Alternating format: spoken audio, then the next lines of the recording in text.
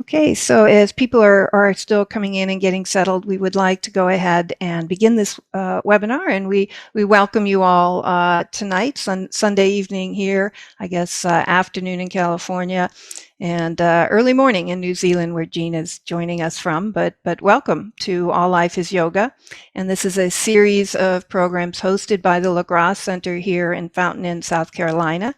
Our center is founded on the integral yoga teachings of Sri Aurobindo and the Mother. And I'm Rade. I am joined by my colleague Vladimir Yatsenko, and we will both be facilitating the panel discussion today.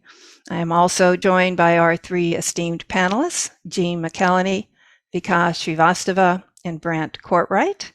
And let me take a few minutes just to introduce each panelist. So I'm going to start with Jean. Jean is a licensed clinical social worker and professional counselor.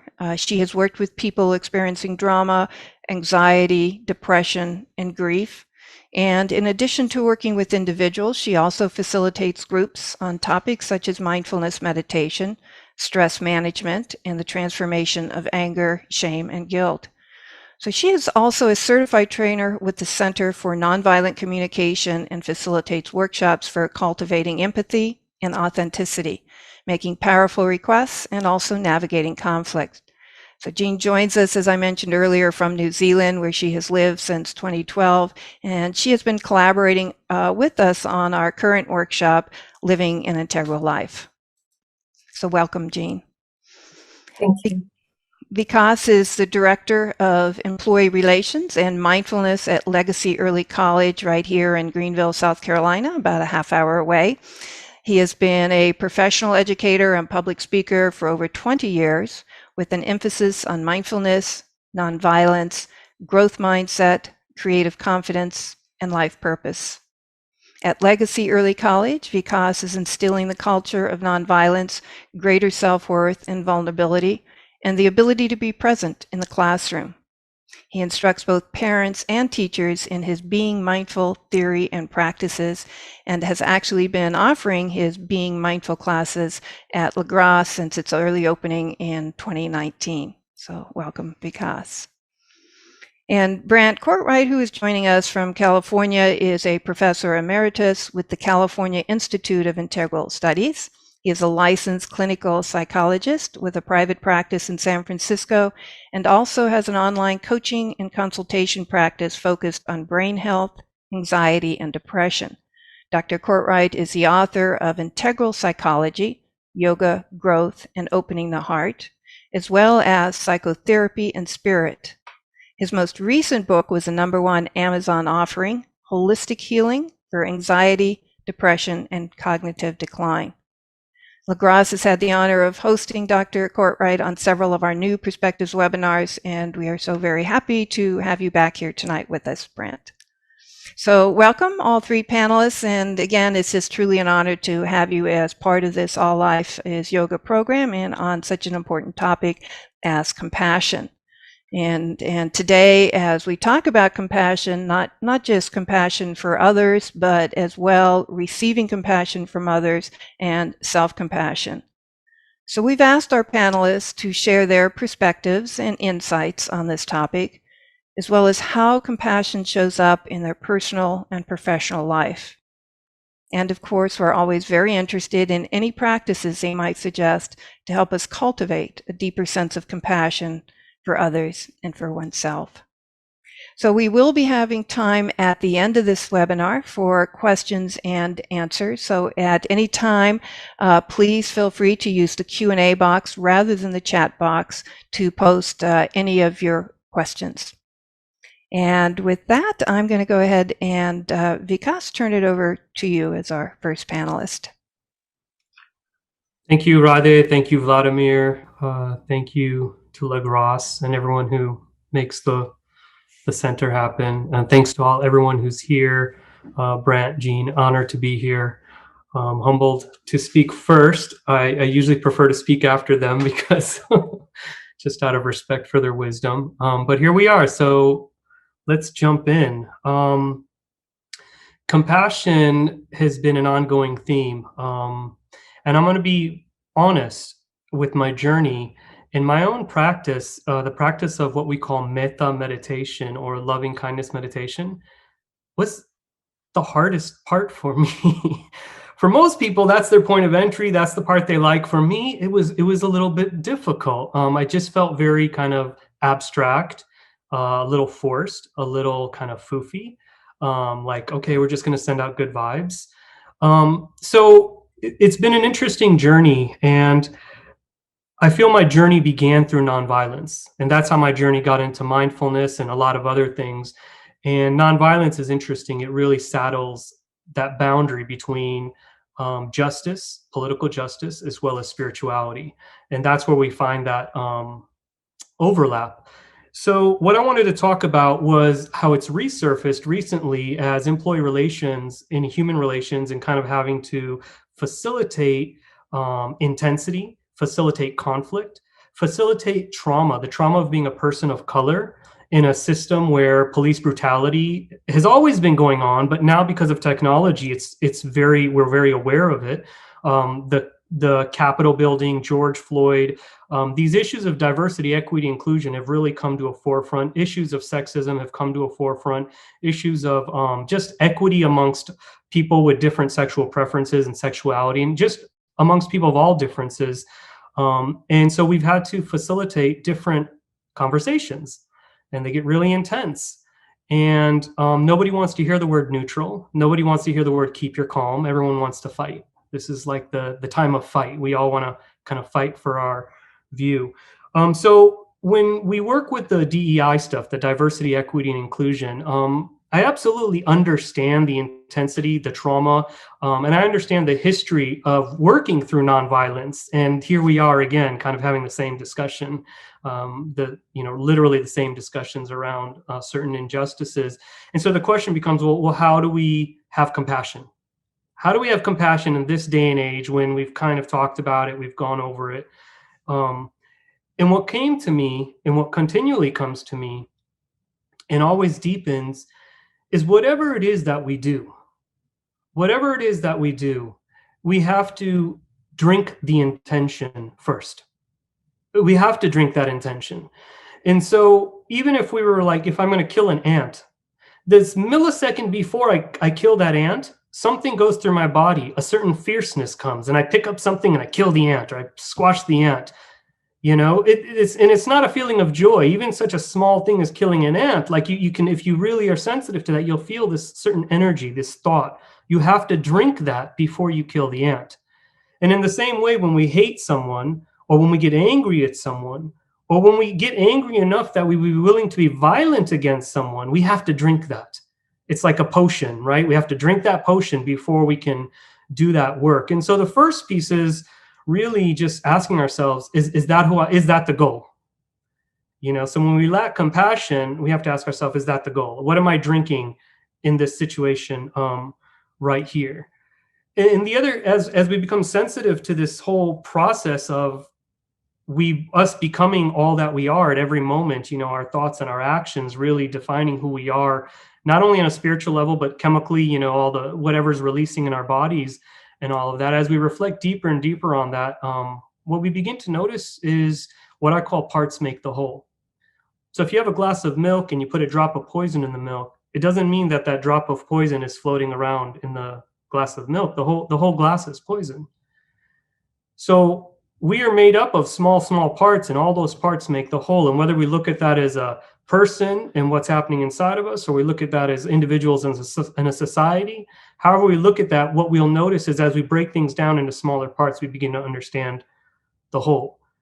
And as we go into that process, if we go deeper into the parts make the whole, we find that we are simply particles, a molecular reality. And in that molecular reality, we are truly, on a physical sense, we are connected to each other. And so what happens is this, what I call this theory of living large, is when we decide to live small. So like we're walking in the street, there's a homeless person and they're looking at us. We're in our car, our air-conditioned car, and there's someone on the street and they've got the sign. We know what's going to happen. This uncomfortable moment of them holding the sign, us passing them by, and either we don't have cash, we don't want to give cash, whatever it is, no judgment, but it's uncomfortable. And we shut off. We don't look.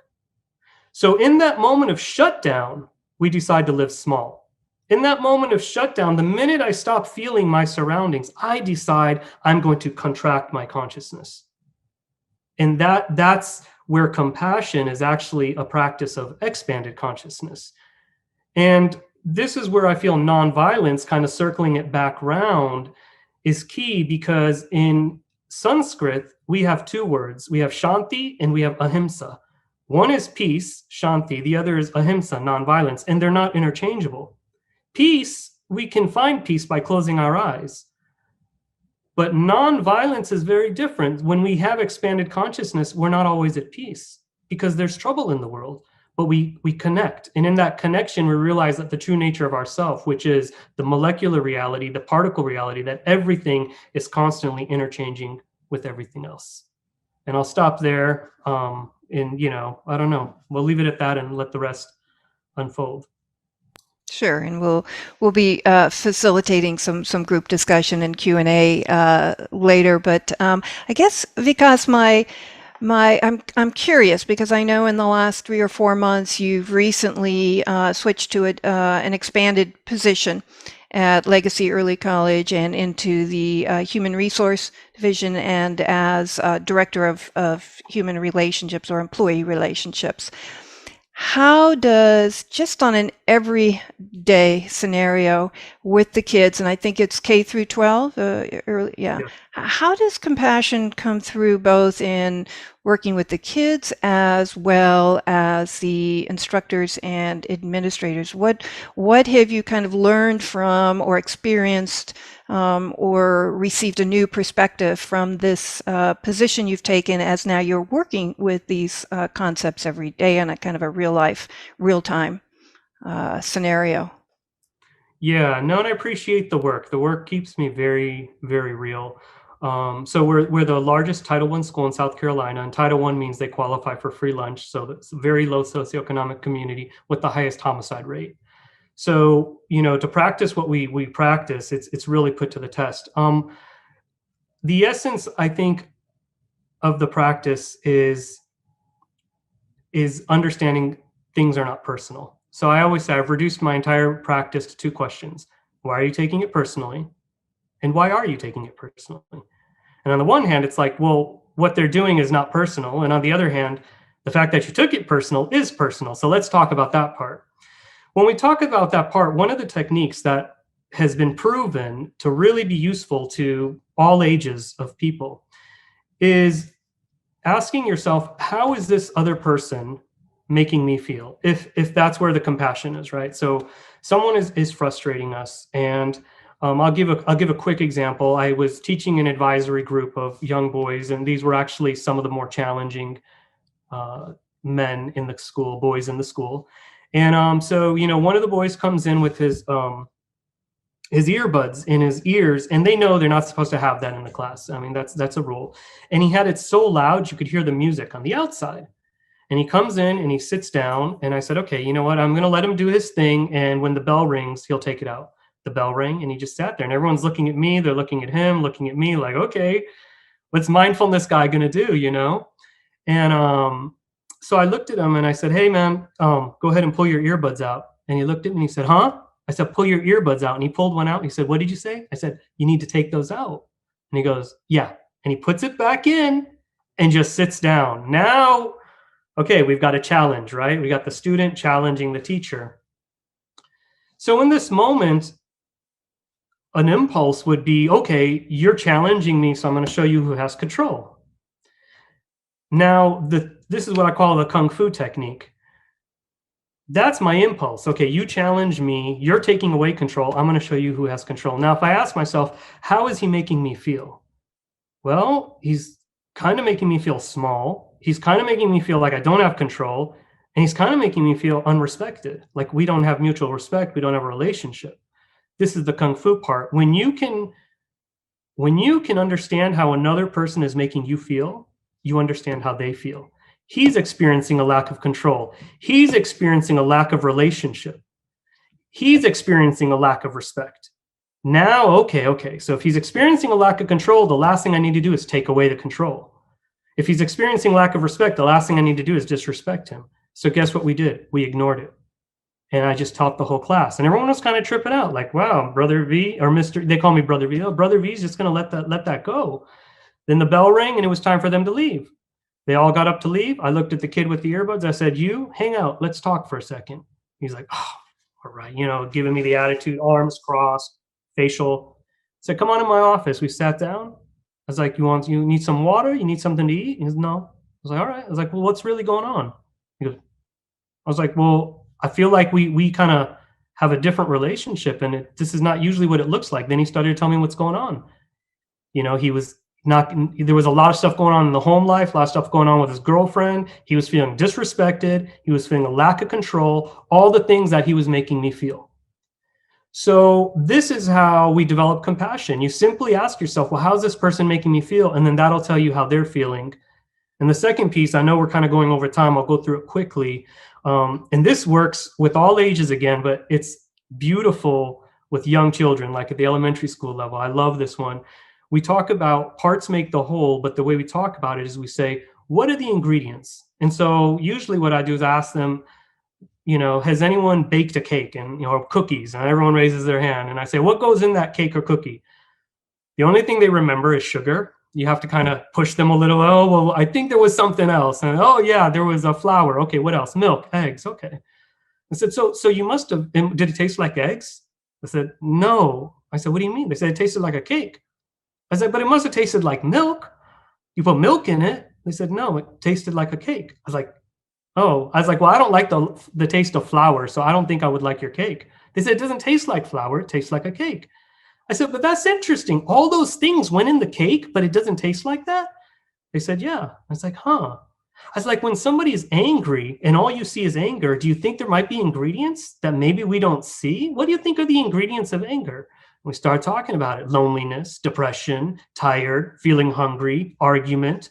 All this stuff happens at home. Oh, I was like, and maybe we don't see that because it's like part of the cake. And they go, yeah. I was like, so if someone's angry with you, would you be angry back? And they said, no. I was like, what would you do? They're like, well, maybe they need a hug. Maybe they need to be told they have a friend. And these are real responses that we get back. So I break it down to part and make the whole. One, how is that person making you feel? That's how they're probably feeling. And two, what are the ingredients? That's my recipe for compassion. Perfect. Thank you. Thank you so much, Vikas. And for that example, we were just finishing our Living an Integral Life series, and Jean took the last session on Thursday, and she actually walked the group through this exercise of feelings. What are you feeling? Therefore, what are they feeling?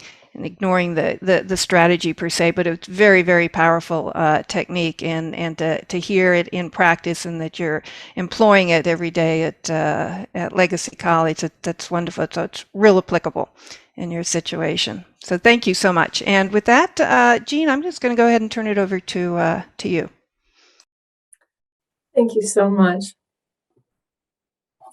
I enjoy being in the middle because I can kind of play off of what already came and set the stage for what's coming. And I wanted to say I'm just really have been enjoying this morning, tuning into this quality of compassion and imagining, what's important about it. And I also come to it from many different pathways. So I come to it from psychology, and there's this whole burgeoning field of compassionate focused psychotherapy techniques, and I come to it through spirituality. So I'm also an interspiritual, interfaith ordained minister, and compassion is something that's a value at the root of all the major traditions. And I absolutely come to it through the pathway of nonviolence, through the teachings of Gandhi, through the teachings of Marshall Rosenberg, who came up with nonviolent communication. And that's nonviolent communication, which I will probably call NVC because I'm used to that abbreviation. That's how I'm connected with Lagrange. So I will steer my comments in that direction. So when I think about compassion, I think, well, what is this thing we call compassion? And for me, and I think this is the definition, it starts with a kind of a sense of empathy or connection with what's going on with the other person. But it doesn't stop there. It deepens. The calm is the with, calm passion. And then the passion is that energy, that movement that says, I want to help, I want to do something.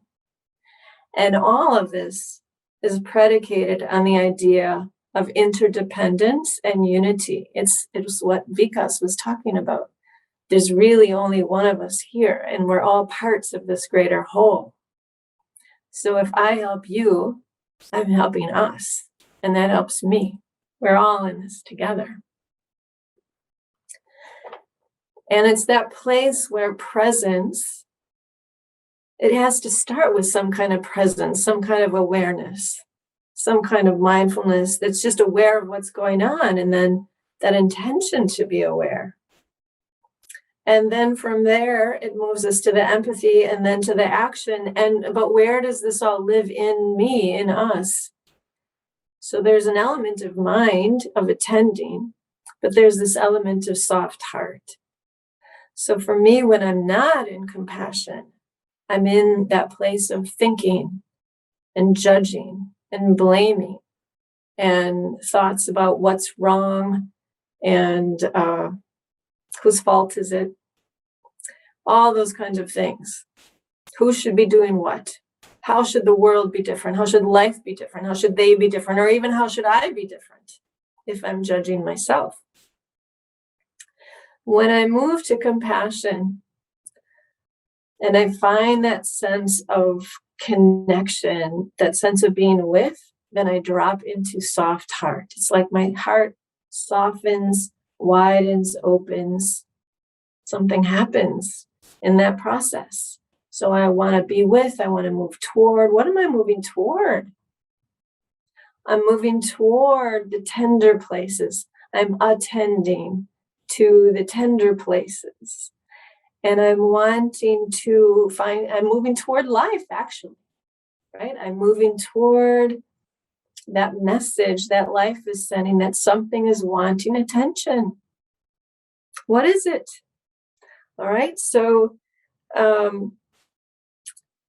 nonviolent communication has these methods, and they're also very related to the steps of mindful self-compassion that Kristen Neff talks about. She actually refers to nonviolent communication in her book about self-compassion. So there's a lot of overlap between them. And it all also affects the brain. When we tune into this quality of compassion, it's good for our brains, our bodies, our hearts, our relationships. So those are the reasons why we do it. But the steps I want to say from nonviolent compassion have to do with, first, what's going on? How do I feel about it? And what am I longing for? Or what am I needing? There are many different words we can use, but what am I needing? What am I valuing here? What seems to be missing can often be that question.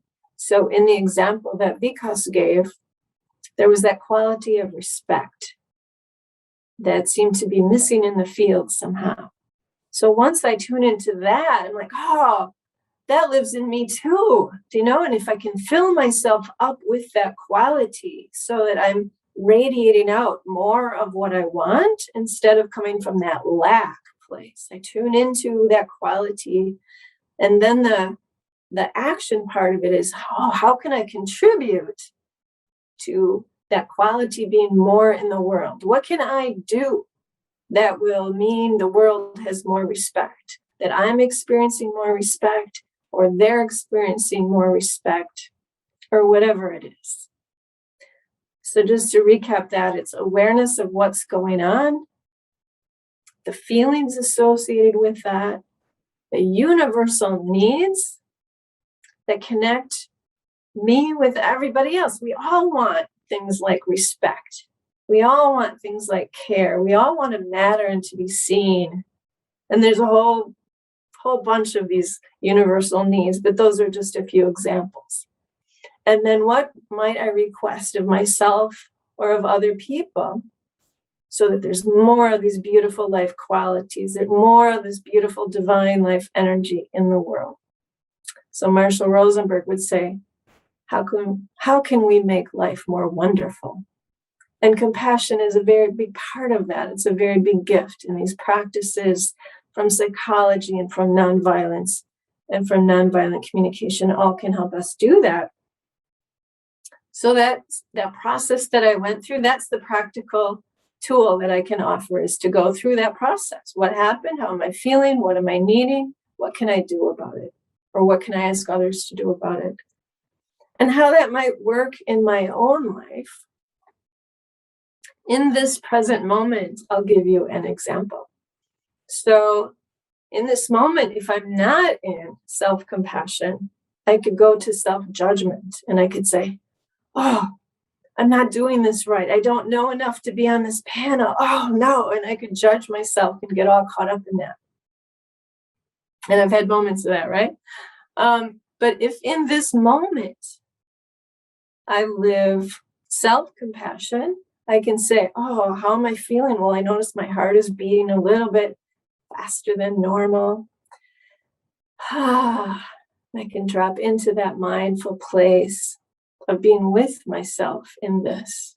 And I can remember that other people feel the same kind of thing. Other people, humanity often feels this sense of anxiety because we want acceptance, we want to contribute, we want to be effective and useful. And when I drop into that, then I can kind of relax and go, okay, yeah, that's what matters to me. How can I contribute? How can I have more of those qualities? Oh, well, maybe I'll give this example. Maybe this example from this own present moment will be a contribution to others and help me connect with them and be useful. So, yeah, that's what I've got for this moment. I'm open to questions.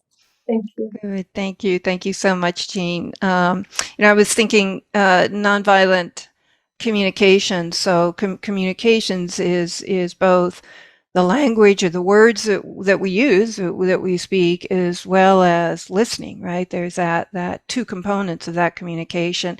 And I'm wondering if you could just say a few words about the words we choose to use in situations, and how we can use, or what should we use, in what type of words can we use in a more compassionate way.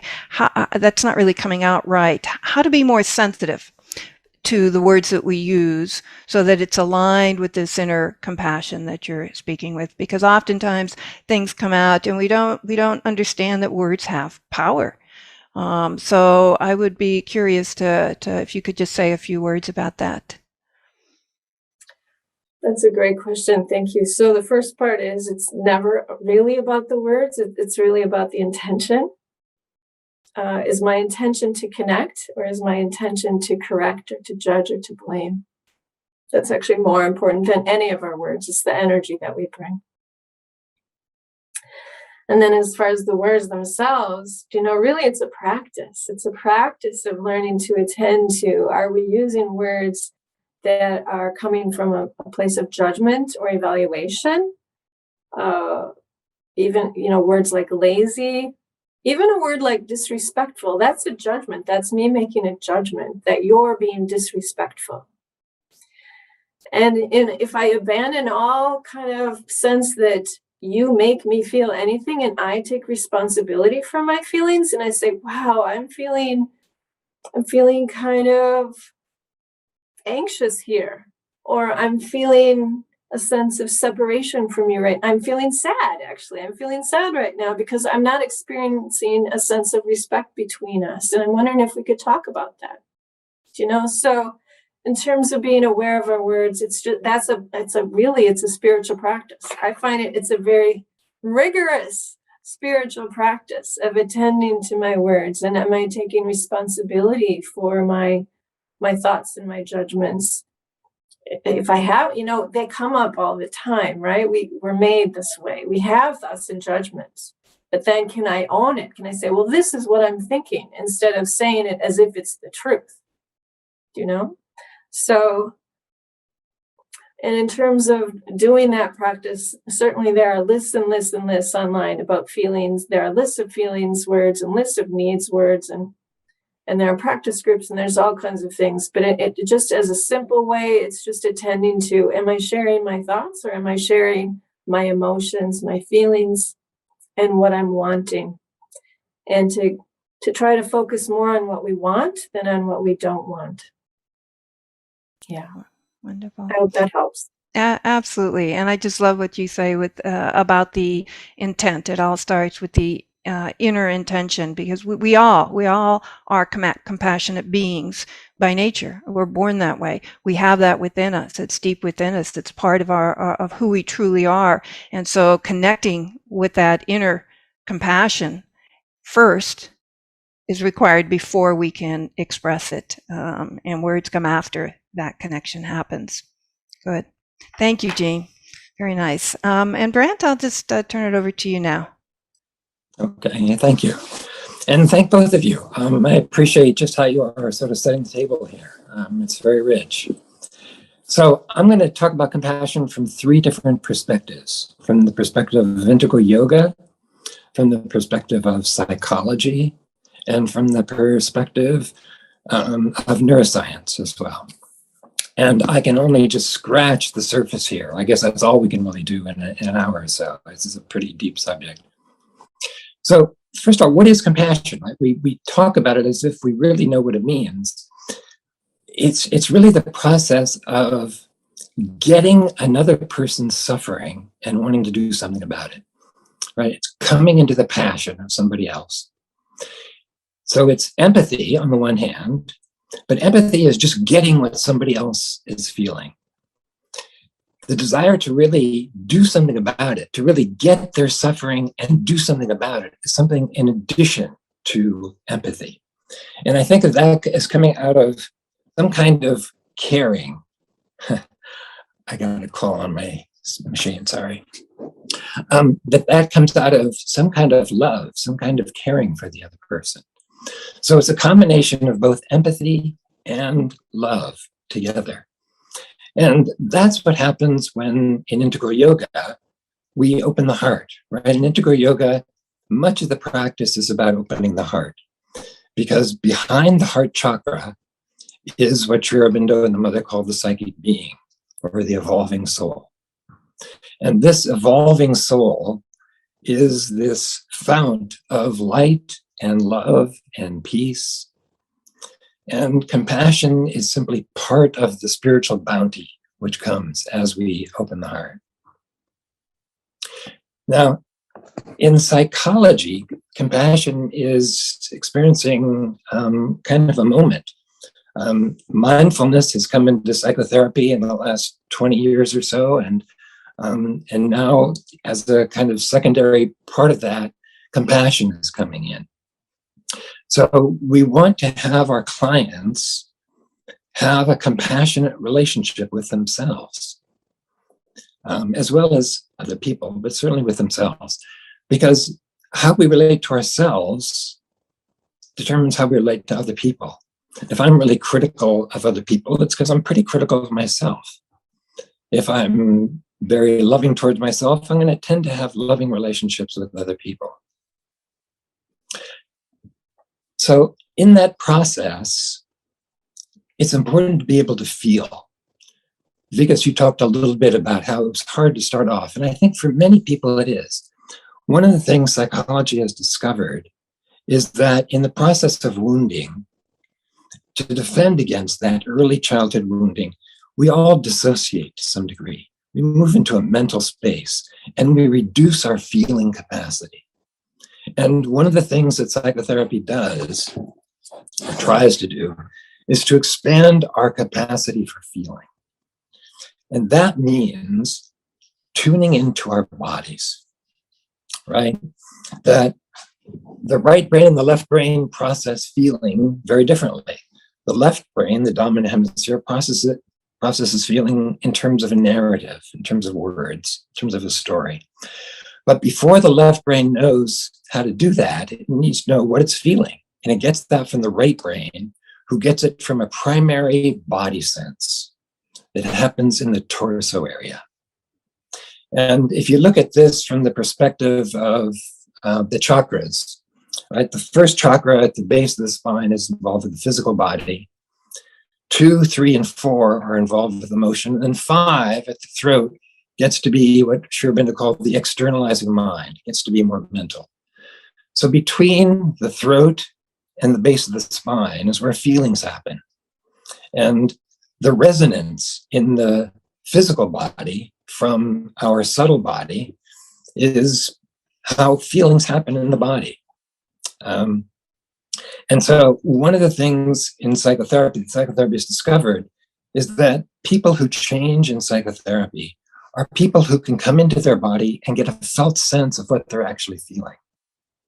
And so I think that's an important thing also, is to really work on the process of really feeling, right? That it's not just a mental thing. It's not just something we sort of talk ourselves into. It's something we tune into.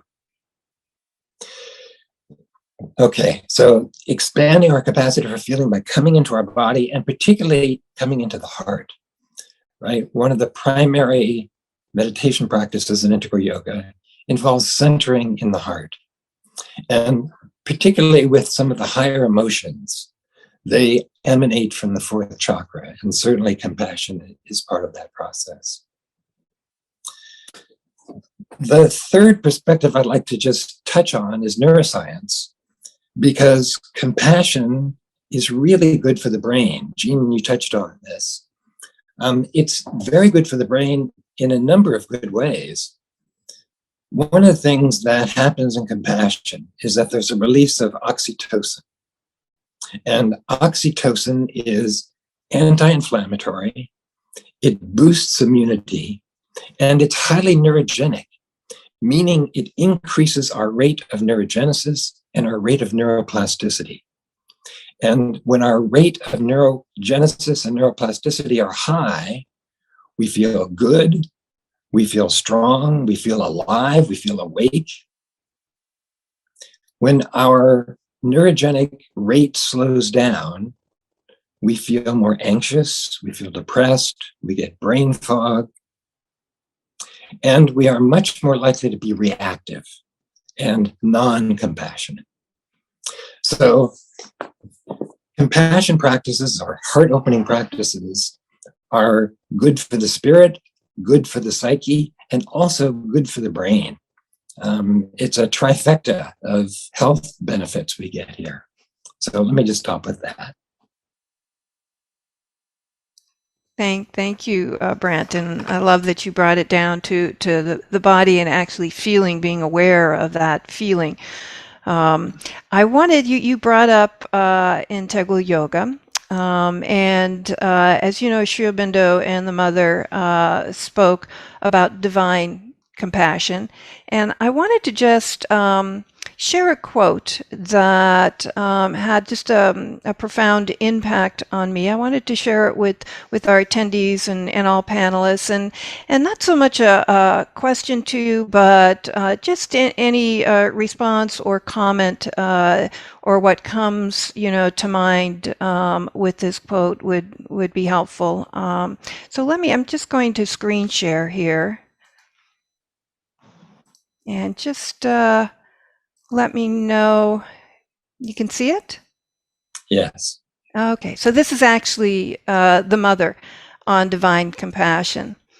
And she said, "The passion of pity with its impure elements of physical repulsion and emotional inability to bear the suffering of others has to be rejected and replaced by a higher compassion, which sees, understands, accepts the burden of others, and is strong to help and heal, not with self-will and revolt against the suffering in the world and with ignorant accusations of the law of things in their source, but with light and knowledge and as an instrument of the divine in its emergence." So there's a lot here. And truly it is speaking at a level of divine compassion. But I wonder if this is reachable. I mean, it speaks here of us, and through some of these practices, and through evolution. If you have any thoughts or comments, Brant, and I would appreciate it. Yeah, it's a lovely quote. It seems to me the mother is also kind of getting to some of the shadow side of compassion, Right. which is pity. Mm-hmm. Right? The compassion is not pity. Right. It's not kind of just feeling sorry for people. It's really about seeing their suffering, bearing it, as she says, really being able to see it, really being able to get it, and then wanting to do something about it. Another part of the shadow side of compassion, I think, is where we not just empathically get the other person's experience, but where we identify with it. And we feel like, that is us. Empathy is not identification. Empathy is where we sort of, we put ourselves in the other person's shoes as if we are them, but knowing that as if is still there. There's a boundary there, as opposed to identification where we just become it. And I think another sort of shadow side of compassion is something I see a lot in the helping professions, which is compassion fatigue, where people are doing compassionate work in the world, but it ends up in burnout. It ends up in where it's just like it's too much, and there's not enough kind of self-care. You could call it self-compassion to really take care of ourselves, that we need to be in good shape in order to work, in order to be of service to the world. And so compassion fatigue, I think, is another kind of shadow side of all of this that I think just needs to be out there as well. Great, thank you. It comes to mind too that, oftentimes we may equate compassion with doing something about the situation, stepping in, helping, feeding, hug, whatever it might be. But also compassion is what I call holding space, standing back, letting that person process what's going on, and not necessarily feeling you've got to step in and interact and stop the suffering. It's sort of what you were saying, is to understand is the most important thing, knowledge and where they're at, and not to feel that to be compassionate you must interact with the situation, but oftentimes just holding space for that person to go through their process. I mean, obviously it depends on the situation and the age of the person, but that holding space is a powerful way of having compassion for others. So, yeah, that's a really good point. That sort of rushing in and trying to fix it often is not the most compassionate thing to do. It's simply being with the person, really holding it. That is the most powerful doing. That is the most powerful action that can occur at times. Yeah. Thank you for that. And I think I'll thank all three of you. And I would just remind our attendees, please feel free to type in the Q&A box any questions you have.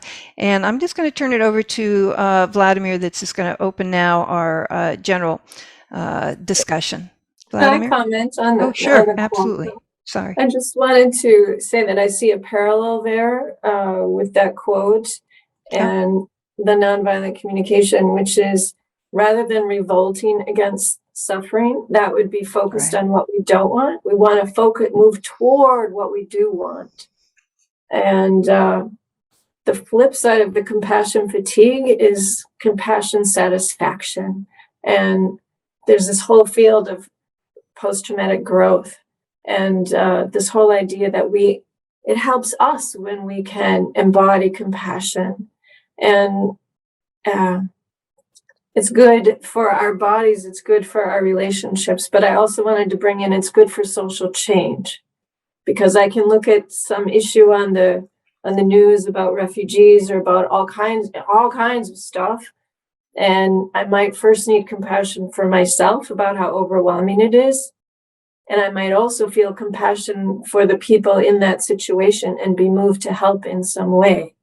So the compassion operates within myself, between me and other people, and it also operates as a foundation for social change to help the whole world. So I just wanted to bring in all that other levels. Yeah, very, very nice. And sorry I didn't give you space there initially. I don't know, Vikas, if any comments there at all or thoughts? Yeah, I have two things to say. One, I would love to hear Brant's, I want to know, what is the difference, if there's a difference between compassion and nonviolence? Because it seems like what we're saying is it's kind of the same, like we're seeing something and we're doing something about it. That's the whole piece of nonviolence. And the other question that I'm going to throw out there is, how do we recognize suffering? When we're talking about being compassionate, and my question is, how do we recognize suffering? When people have privilege, whether it's skin color or gender or any type of privilege, they actually don't see the suffering, and then they become aware of the suffering. And somehow, in my experience, people are able to be compassionate when they can relate to the suffering. So, say we're talking about refugee children, and it's like, well, I'm not that. I'm not a refugee. I don't know what it feels like, and they're not following the laws. And then we say, well, what would it feel like if your child was taken away from you and put in a cage? Oh, so then, and then also, like, sometimes something happens and I feel on a spiritual level that the things that are coming in my way, asking for my compassion, is my own path to liberation. It's an opportunity for me to now face something that I need to almost liberate myself from, because I recognize it, because it's in me. That's why I recognize it, because it is me. If it wasn't me, then I won't recognize the suffering. So anyways, I would love to hear, how is compassion different from nonviolence, and how do we recognize suffering? From the perspective of integral yoga, as I read Sri Aurobindo, Sri Aurobindo believed that nonviolence was the preferred way to go, if at all possible. However, given humanity's current state of evolution, it wasn't necessarily the best way to go. For example, World War II with Hitler.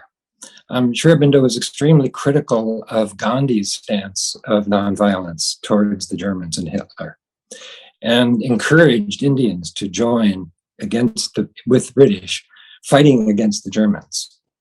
And the Bhagavad Gita is, of course, you can look at it as kind of a treatise on a war. But what Sri Krishna is advising Arjuna to do is to fight not out of hate, not out of anger, but out of love, right? That if they don't fight that battle, it's going to be a reign of darkness that's going to be terrible for the world. So that sometimes the most compassionate thing, it can be extremely violent. So I think equating nonviolence and compassion it's not quite the same. It's very nice that we moved through this topic. So basically the second half of this was to discuss these issues among our group, our presenters. So it's lovely that these questions were kind of addressed. And I also want to ask another question, which is coming to me all the time, that we speak about compassion only in negative terms.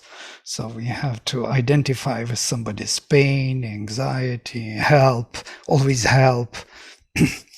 But there is another part to compassion which we never mention, and that is more positive part, where we rejoice together, when somebody is happy, and I can join that happiness and feel it fully within myself. And this is something we don't really do for some reason. We value that negative compassion, help, more than this joining the deeper sense of happiness and realization in others.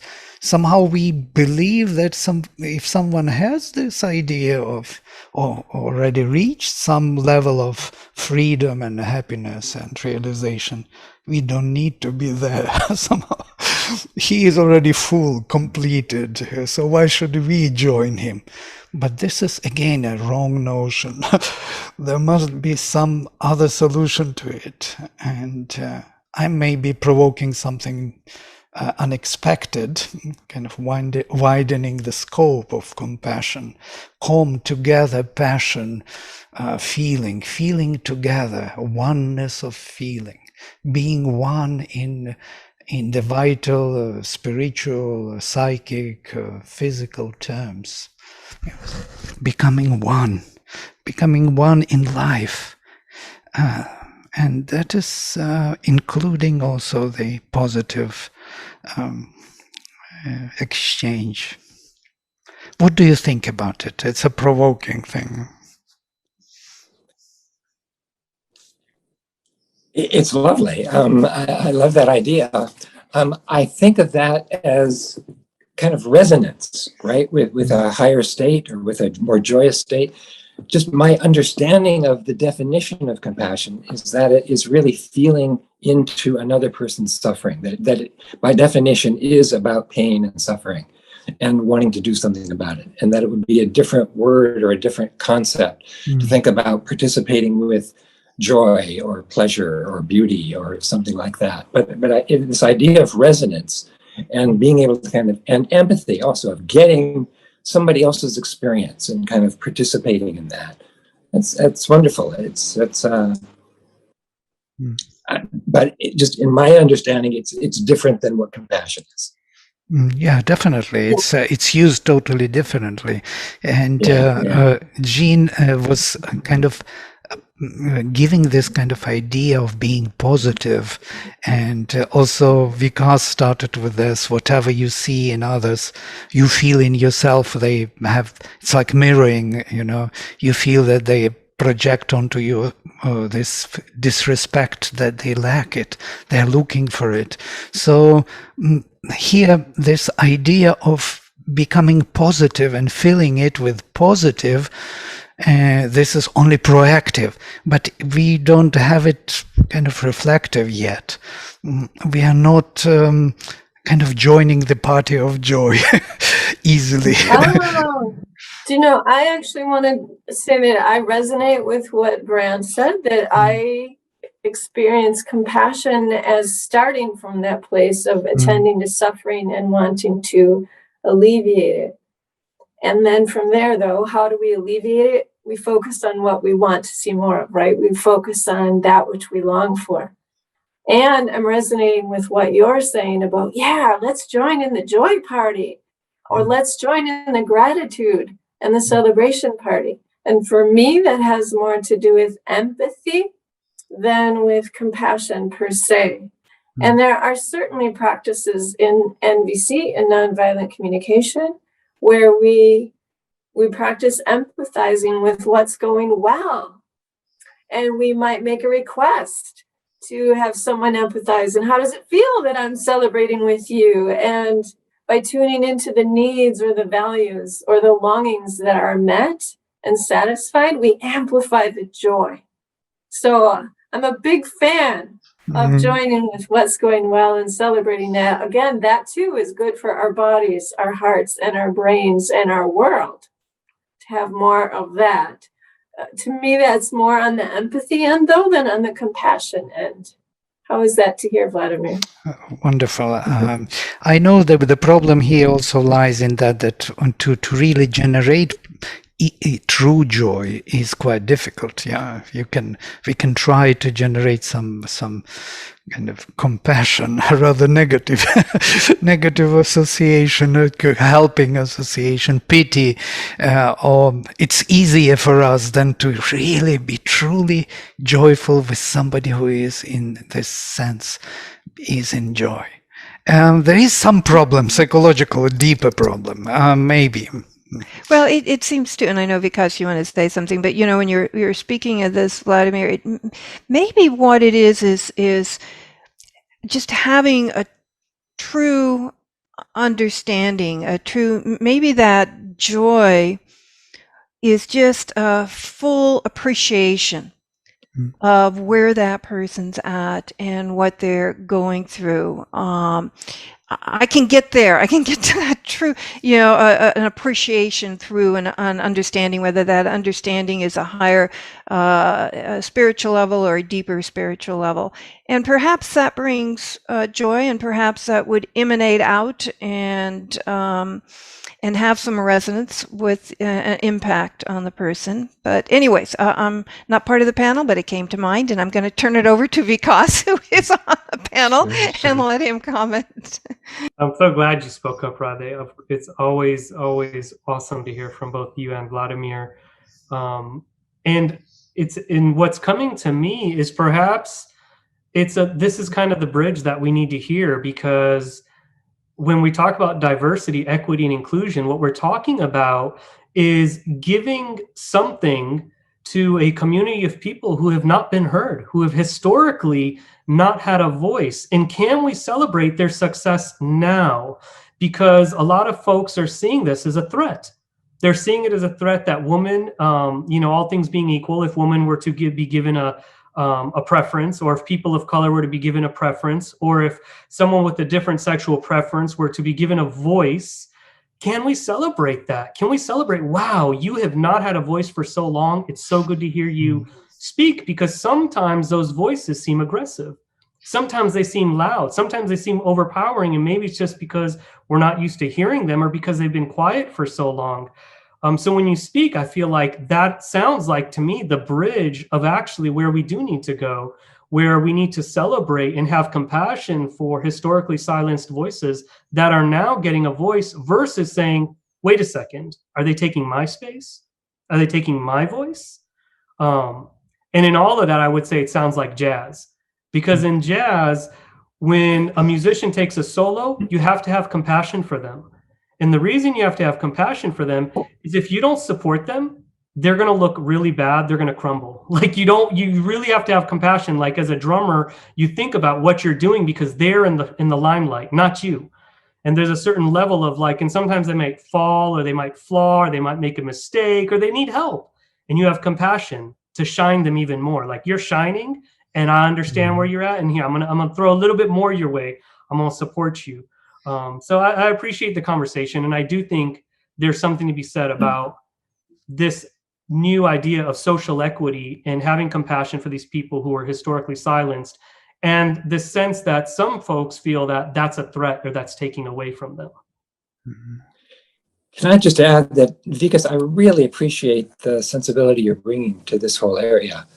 To once again quote Sri Aurobindo, he has this wonderful quote, unity in diversity, right? There's unity and there's diversity. They're both together.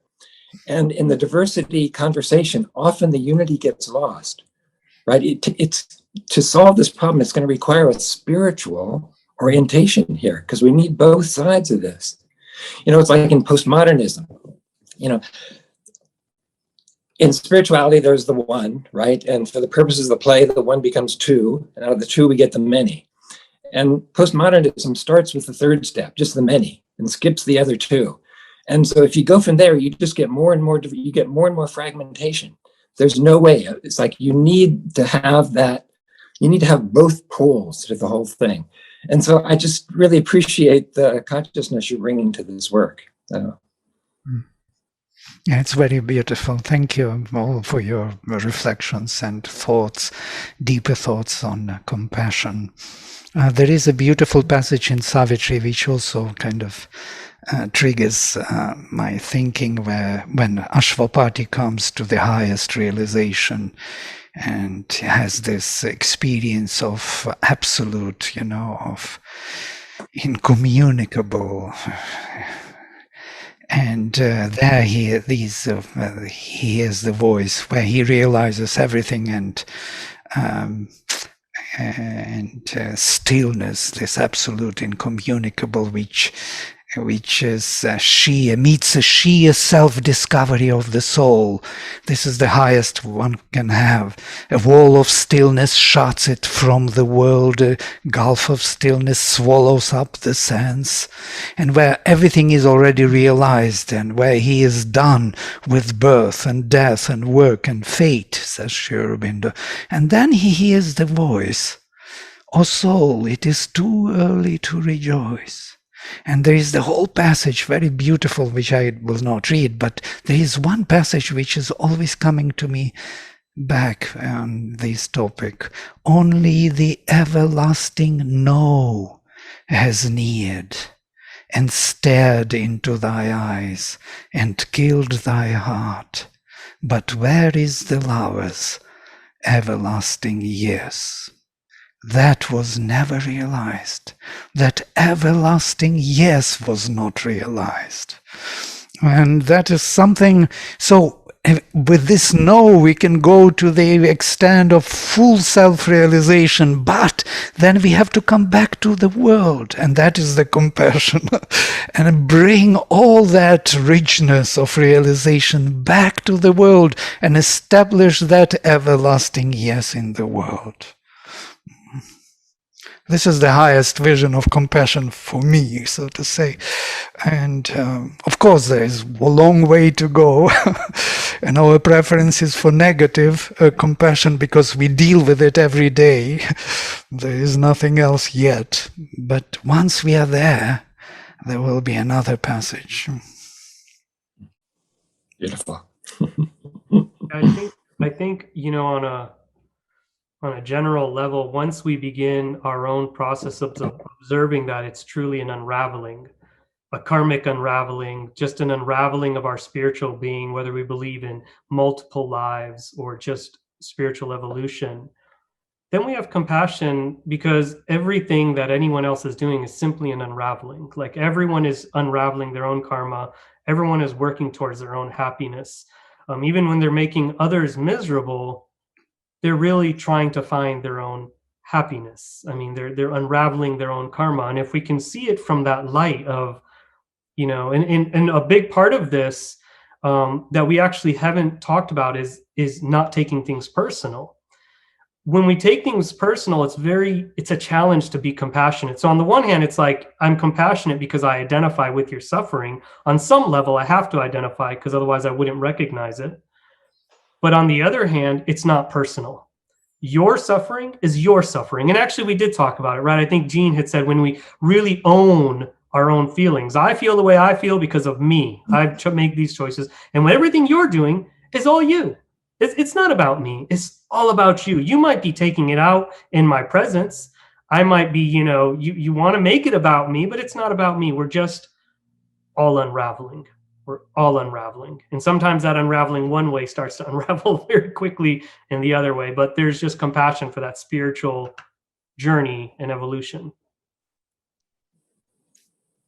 So I'm aware that we're past the hour. I have a couple comments and I can hold them or I could speak. I just want to check with Please, either. Jean, please go ahead. Okay.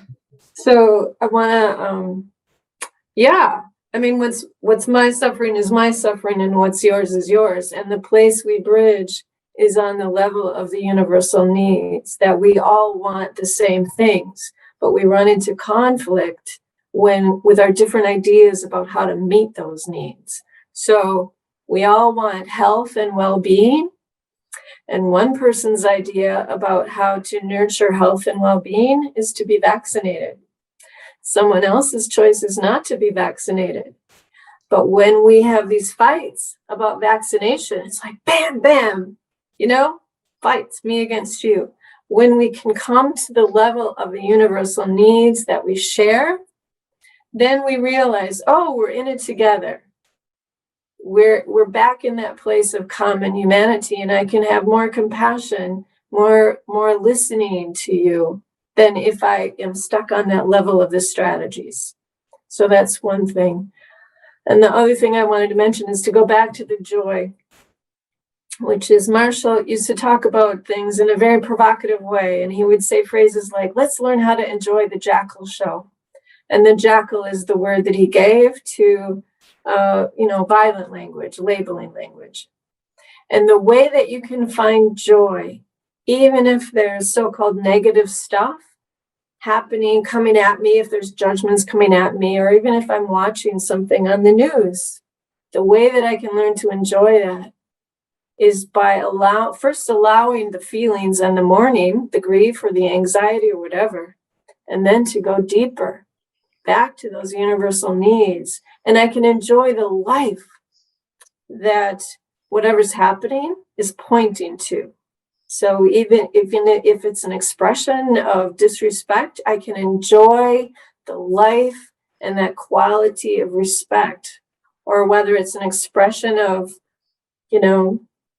whatever it is, an expression that's coming from pain underneath, that pain is pointing to love and life. And if I can learn to listen deeply to the core of it, that place where we all are one, then I can enjoy it. Now that doesn't mean, I sit there and just enjoy the pain. It means then I can tune into compassion, and how can I amplify that which I can feel more joyful about, that which we both want. Anyway, so those are a couple things that came to me. Beautiful. I apologize. I'm going to jump in because there's something in the Q&A that I saw, and I want to address that because I deal with this quite a bit. Especially in the school situation, given social media, the news, it really affects the scholars, it affects the staff, it affects the parents, and then it really it just magnifies. It turns into like something really big. Like we had our crossing guard.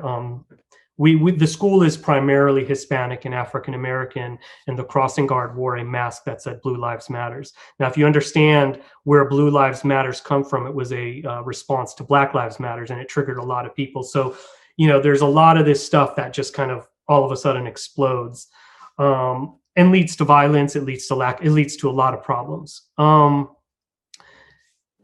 If your question is, there's all this stuff going on in the news media, the president's making a speech, all of this stuff, then I'm going to go to my, very amateur knowledge, especially amongst the experts here of just trauma, that at some point, and when we talked about like having, what is it, compassion, whatever, when you have too much, like people who are doing the work. What was it? Fatigue. So there's all sorts of fatigue. And I think you don't need to know everything that's going on all the time. Like this is kind of part of the disease, because social media and the news cannot report on everything positive, because otherwise we've been here for 60 minutes. So we have like every minute there was something positive. The fact that we're all here together and alive and breathing. I mean, I don't know how many infinite positive things happened. I couldn't report on it, but I guarantee if the internet crashed, we would report on that one negative piece, because that's just one negative thing that kind of broke this series of positive events. So it's up to us to really know our threshold. And what this reminds me of is dealing with narcissistic relationships, family members who are narcissistic, and having compassion for them. This is a whole other topic. You have to know your threshold. And it's sometimes you do have to turn off. It's enough. You've had enough. You turn off the TV, turn off the social media, and go do your practice, whether it's an instrument or it's working with friends, gardening, cooking, yoga, whatever your practice is. You have to know your threshold. And if you're recognizing that you're beyond threshold, you're already well beyond threshold, because you only feel it when you're well beyond it. The subtleties have already been giving you the different hints.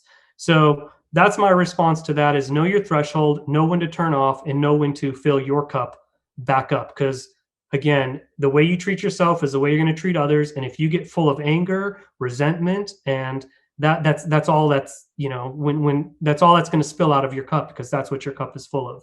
So you got to keep the love, you have to keep the peace, and do whatever it takes. And sometimes that does mean turning the world off and going back to your practice. That's my opinion, at least. Thank you, Vikas. Thank you. Some last words on compassion. This was such a beautiful panel and unbelievable. I learned a lot. Thank you, everyone, for those beautiful sharing thoughts. How to come together. This is the question of human unity, basically, and these 3 steps of Vishnu. The first is family, first step. Second, nation, where in the nation you recognize the same family relations with people you do not know through culture, word, history, land.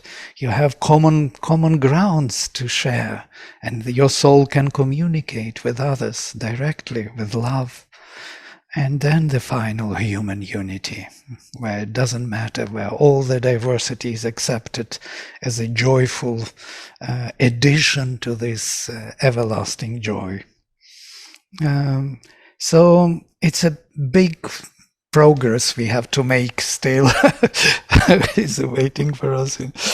And if you have last words on this, please let us then round up with this, our panel.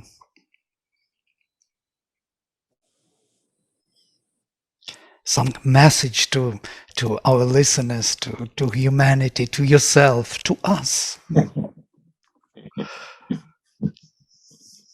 I would say one of the things that came out of this, whatever unprecedented political divide or whatever you want to call it, is find common ground before building bridges. If we can't understand why someone we disagree with makes absolute sense, if we cannot truly understand their logic, then nothing we say is going to build a bridge. So I think if we dig deep enough, we will find common ground. We're all made up of the same stuff inside. We're 80% or more the same. So we can always bring things down and understand and find common ground before attempting to build bridges. And I would say compassion helps us get there. It helps us find that common ground and be curious about why your strategy is so different from my strategy when we actually want the same things. And my closing words are just, I hope that in this moment and for the rest of the day, each one of us can practice compassion for ourselves and for whoever we encounter. May we live it today. Thank you so much. Yeah, I'll just add to that there's compassion outwardly, and there's also compassion inwardly to those hurt, ashamed, difficult parts of ourselves, painful parts of ourselves. And if we can have compassion and a kind of loving holding of those parts of ourselves, if we can heal ourselves in that way, it then becomes more easy to heal outwardly. Beautiful. Absolutely. Well, thank you all. Just really appreciate you sharing with us your insights and just your real life experiences and all this. And seems Vladimir has taken us to the heights, and we can still kind of stay 1 foot on the ground and come together between these two. So it's lovely to take off and then come back and land for a bit. But we thank you all. We thank our attendees for staying with us and showing up. And if you have any questions or comments, just feel free to email me at LaGrasse. It's on our website. And we just thank you all again so much for your wisdom today and sharing. Thank you all. And thank you too, for doing this. Well, Namaste. Namaste.